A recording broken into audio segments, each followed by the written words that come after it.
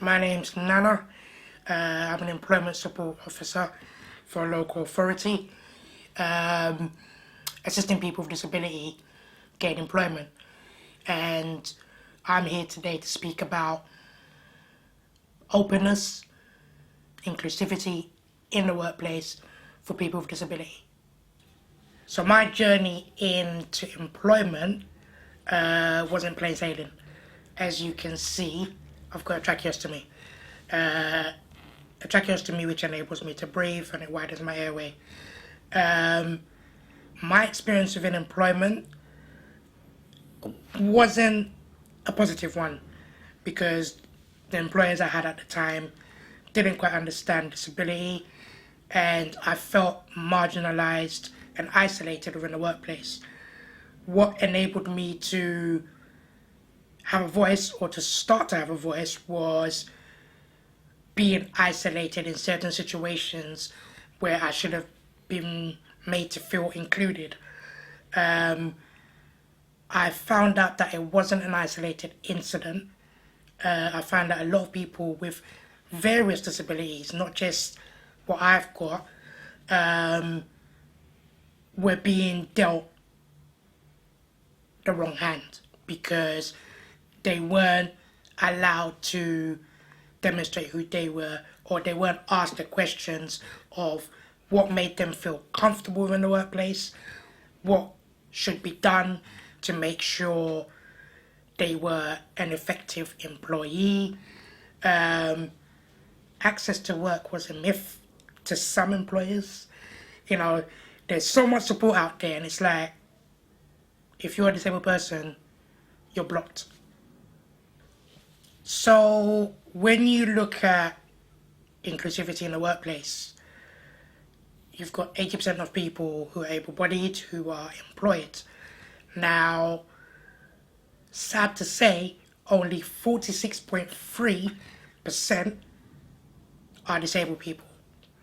Now, for us to really get a really diverse and open culture within the employment sector, we need to look at ways of having that discussion with the person with a disability to initiate that 46.3% creeps up to what, 50, 60, 70. I know successive governments in the past, they made a pledge to increase the figure by 1 million by 2029.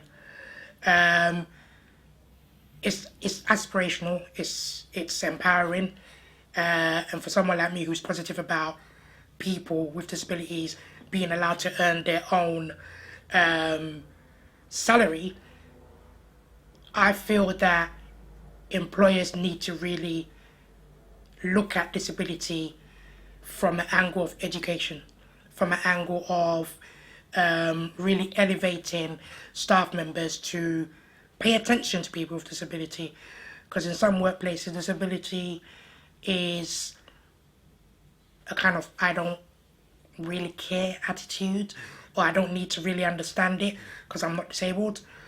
And the only way we're going to increase those figures in terms of disabled people is by, one, looking at disability awareness as a mandatory provision when you first get employed, looking at having reviews with staff members within the workplace every so often, 3 to 4 months, just to make sure that people understand that you're working with people with indifference.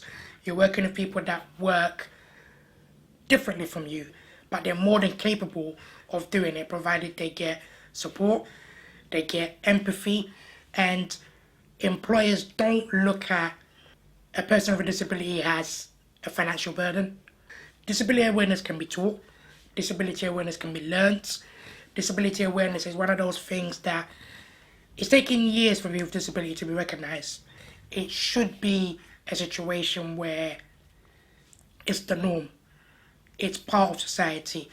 Disability should be open, diverse, honest discussions to be had with the individual, not at the individual.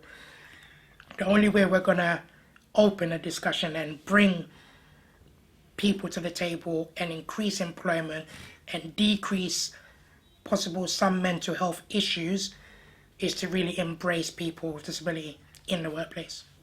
When you look at the talent pool and you look at the amount of unique people who they are so dedicated to proving society wrong in terms of what they can do to contribute to society, to contribute to, the economy, the purple economy. There's a lot of people out there who are dying to be in employment, and they have the skills.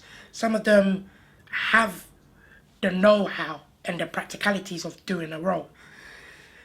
Employers need to change or address the way in which they recruit people with disabilities. If employers are going to really engage with people with disabilities, they're going to have to look at changing the way they work with people with disability.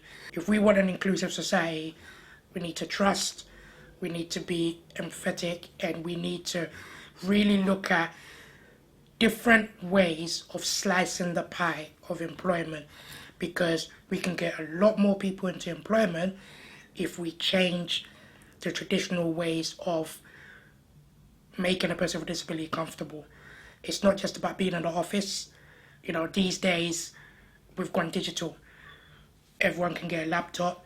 Everyone can, we're glued to our smartphones. The only way we're going to move forward is we need to change, and we need to change at speed and with the progressive future that we're trying to